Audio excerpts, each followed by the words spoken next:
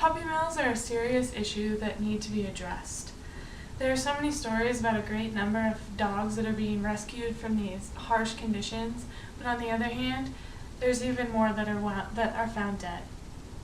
According to the Doberman Rescue Site of Nebraska, they published an article that talked about Ruby. Ruby is one of the very fortunate dogs that was rescued and given a second chance at life. This 8-year-old Doberman was found along with 176 other kennel mates in central Nebraska. They were rescued from a mill last June by the Omaha Humane Society.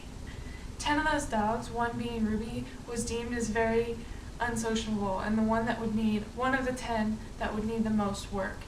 They contribute this mainly to her age, that she had been subject to these conditions for so long that it became her reality and that's all she knew. These dogs were taken in by staff members and experienced personnel who knew how to deal with these situations and knew what to expect and how to approach it. Holly Sampson is also the author of this article, and she is the one who took in Ruby. And she says to her amazement, after only 6 months she had seen such a tremendous turnaround, that after a series of tests, Ruby was able to be adopted out to an older family that was aware of her situation, that she may never become a cuddly dog, but she would become an appropriate dog for their household, and she met their personality and what they look for in a dog. So this is one of the very promising stories of a puppy mill that had been shut down and a dog that was given a better chance at life. Not all puppies and dogs have a happy ending like this, though, is the sad part. That is why the harsh realities of puppy mills need to be addressed, and awareness should be brought to citizens to persuade them to eliminate all the mills around them.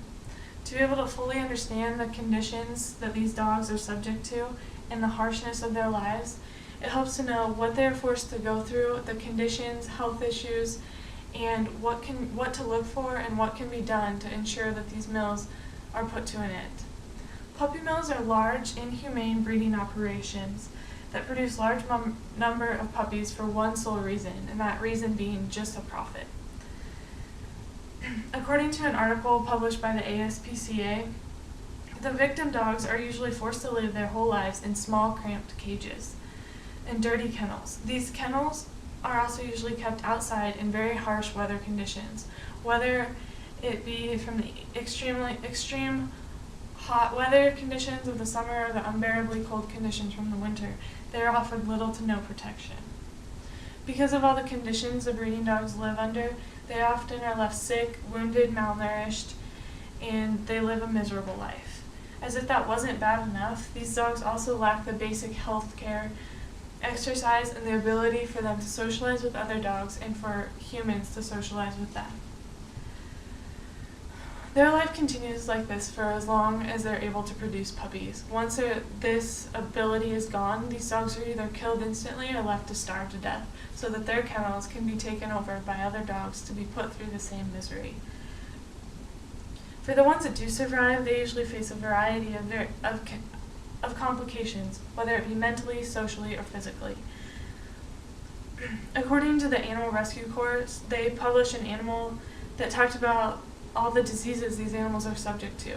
They're subject to a high risk of developing many different diseases, genetic disorders, or other health problems that can include tumors, rotten teeth, open wounds, infections, and many more. Mange is one of the most common problems due to the cramped areas. It's a parasite that transfers from one to the next. So if one dog gets it in the kennel, more than likely all of them will get it. It's a hair loss that looks very sick, and it's very painful and uncomfortable for these dogs. Genetic defects are commonly developed at some point because of the dogs being bred over and over causes the inbreeding. Some siblings are bred together, some parents are bred together. It's all some big cycle where the breeders just really don't care about the well-being of these animals, and it causes many complications for them along the way. As you can clearly see, these animals are not given any sort of love, kindness, or compassion. Because they're forced to live in unsanitary small cages, they're not given an adequate amount of food and water, and they never get the attention they needed. This is all stated by the Humane Society of the United States article that I read on July 15, 2012. Because they don't get that, they're frequently scared, shy, and unsocial. They're even dangerous at times. People don't know how they're going to react when they're approached. Puppy-mill animals suffer from so many different kinds of illnesses that buyers need to be picky about where they look when they're looking into buying a new pet, especially a dog. There are some places that everybody should be careful to avoid when buying a new animal. A pet store is one of them. It is estimated that about 95% of puppies from mills are sold to pet stores, as stated by Savage in a webpage article that I accessed on July 15, 2012. These puppies are taken from puppy mill breeders and they're sold to the store for about, puppy stores buy these animals for about $20 and their turnaround, they're sold for close to $400 or $500. So it's important to ask these pet store owners where they're getting their puppies or where they're from, but oftentimes they will twist the truth and say that they get them from licensed buyers. This could be true, partially true, because many illegal breeders are licensed breeders, but their facility is not checked out, so the pet store owner oftentimes is covering their own tracks when they say this to you. So every person that goes into a puppy store, more than likely if you buy a puppy from there, you're in turn supporting a puppy mill without being aware of it. Private breeders are another place that you need to take precaution with. There are a lot of questions that you need to ask in order to make sure that your puppy is healthy and everything's okay with them. The question and answer section on the ASPCA website was something that's very helpful when determining what to ask and what's important. I accessed this on July 15, 2012, and some of the questions that they recommended were asking to meet the parents of the puppy you're adopting, see the health records, get the papers, and see where the puppies and the parents are kept. If you're buying from a puppy mill, they're not going to have the papers. They might not even know the parents of the dogs, and they're definitely not going to let you see the conditions that these animals were raised and brought from. Other questions are very important, because these puppies, if you buy them from a puppy store, oftentimes they are sick, and this is covered up by the puppy store and the pet store and the breeders. And so these dogs often do not live very long lives, and then you're out $400 to $500.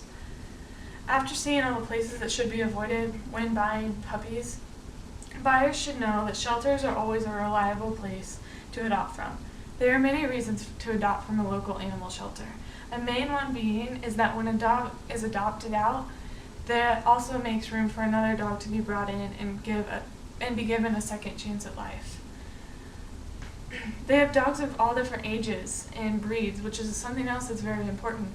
Not everybody is looking for a puppy. Some people are looking for a dog to fit into their life that they already have.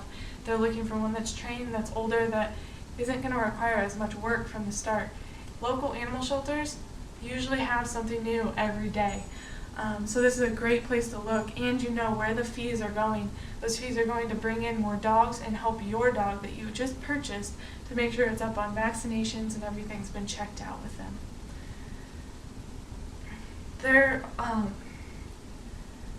Anybody that is looking to find a dog or a puppy or any sort of a pet, obviously shelters are the best choice. These dogs deserve a second chance.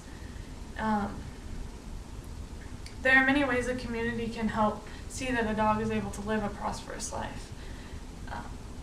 Anybody can become a part of an animal welfare group, which would be like the Humane Society, the ASPCA, local humane societies, which are always looking for volunteers. Besides joining a group, there are other things individuals can do to help these suffering dogs, like telling other people what they know once they become aware of it. You can post things in the local newspapers and ads, or just talk about puppy mills and what really goes on behind closed doors. Donating money to rescuers is also a lot of help, because all the extensive vet care that they provide for these animals gets to be very expensive.